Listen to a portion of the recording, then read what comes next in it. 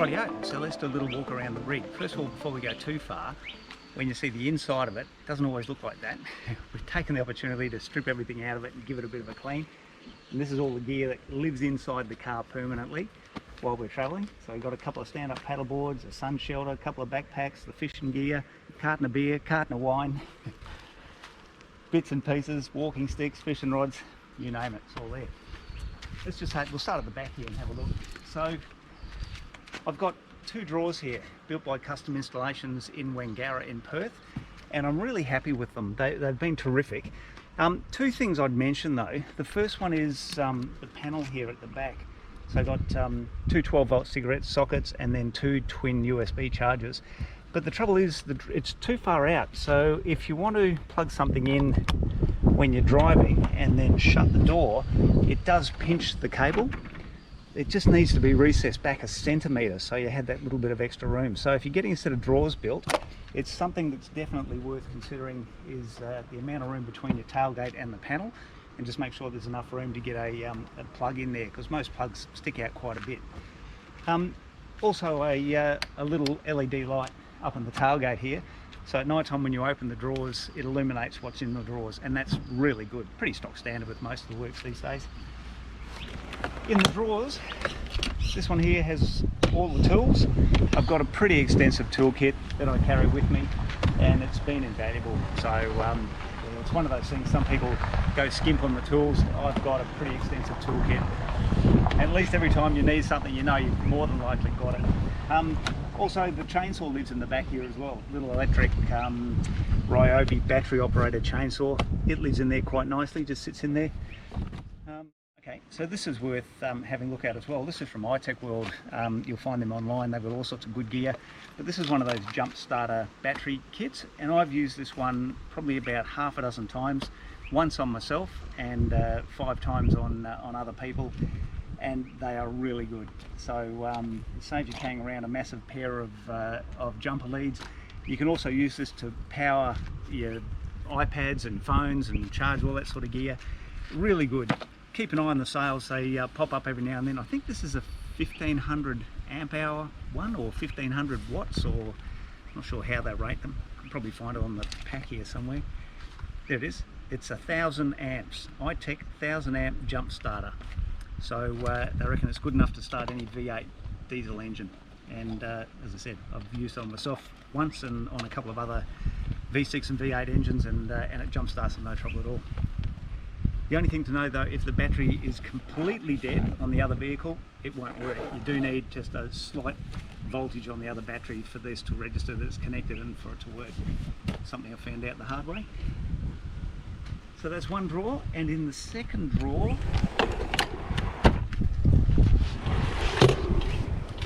I've got all my recovery gear right at the very back here. This is the compressor for blowing up the tyres, first aid kits, drills, bits and pieces. I've got some screws and bolts and electrical connectors and all sorts of bits and pieces. So once again, it's just odds and ends in there, but it gives them somewhere to live, and it works really well.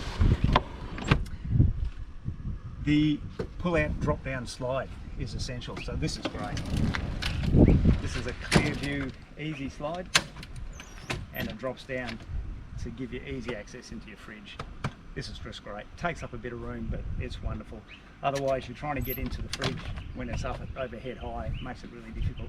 So this is great. And I'll show you, just have a look, Lisa, inside how I've got the cord. Took me a little while to figure out how to have the cord so I wouldn't pinch it when I shut the drawer. So end up finding one of these curly cords, which is an Engel power cord. And then I just put a bit of elastic up the top onto the handle. That keeps it up nice and high. And as I push it in, you can see it keeps it out of harm's way.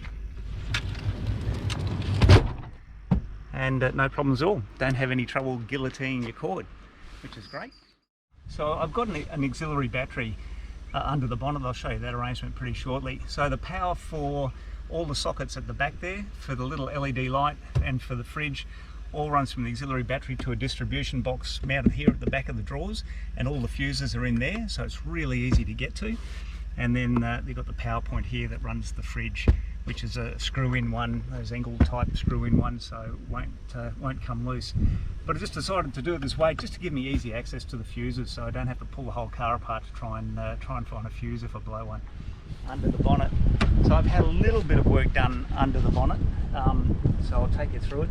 So this is the normal starter battery side, and on the other side is the auxiliary battery that I've installed. It's a 90 amp hour liquid crystal battery, and that's charged through a DC to DC charger. It's a 45 amp DC to DC charger. I went bigger. The standard ones I believe are 25 amps, but I went for the bigger one just because the liquid crystal or lead crystal batteries need a higher amperage to charge them, and the 25 amps wouldn't quite do it. So this is a 45 amp DC to DC charger. It's a projector charger. What else have I done under here? Just over here I've had secondary fuel filter installed. Don't have a catch can. There's a lot of people talking whether the catch cans are worth it or not, but I haven't installed one. The only other thing I've had done to the rig mechanically wise is the torque converter lockup kit and the transmission remapping. Rightio, so we'll just get back to that transmission remapping and the torque converter lockup kit.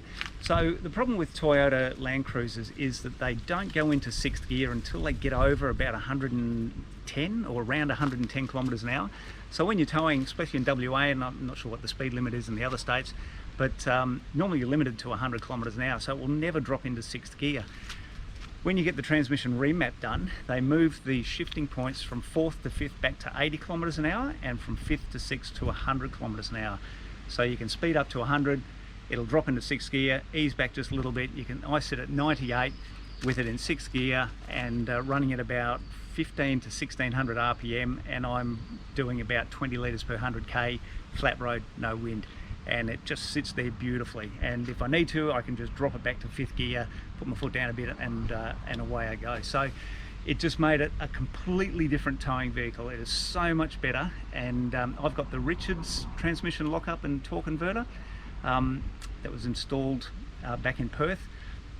Highly recommend it. It makes a huge difference. And there's a couple of different brands out there, can't speak for the others, but the Richards one has been wonderful, and I would certainly get it again if I got another cruiser, that's for sure.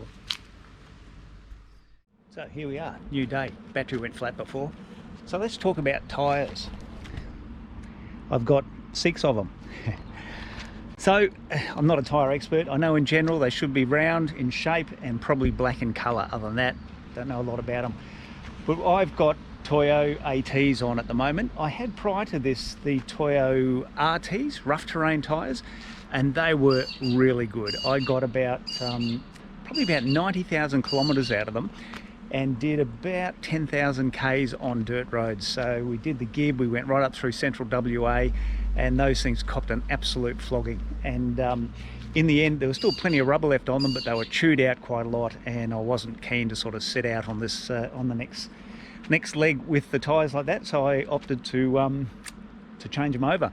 So I went Toyo again. I would have gone the RTs again, except that when we were crossing the Nullarbor, we had a few rainy days, and I did notice that the RTs, because they're not really road tyres, were a little bit skiddy on wet roads. So I did a bit of research, spoke to the guys at Toyo, and they recommended the Toyo ATs. Got them on at the moment, and so far so good. So I know there's not much debate on the internet about tyre brands. So, but anyway, all I can talk about is what I know, which is the Toyos, and I would recommend them. Touch wood, and I hate saying it, haven't had a flat on the car in the 2 years. I know I shouldn't have said that. I do carry 2 spares. So there's one spare underneath, which is pretty stock standard for the Toyotas, and up on the roof I've got my second spare. Just one thing on the tyres before I go. 2 spare tyres. Would I do it again? Based on the experience I've had, probably not. It takes up a lot of room up on the top. It's a lot of weight on the top of your car. We've been lucky maybe, and we would have got away with 1 tyre. Yeah, it's debatable whether you go 2 tyres. I would definitely go 2 on the Caravan based on the experience we've had with the van, but whether I'd go 2 on the car, probably not. Depends on where you're going. If you're going really remote, then yes. If you're staying relatively close to major towns and major roads, you probably don't need it. One thing that I've found absolutely essential, and it saved me I would say 5 tyres are the tyre pressure monitors. You see them there? Once again, there is a lot of debate about these things, whether they're worth it or not.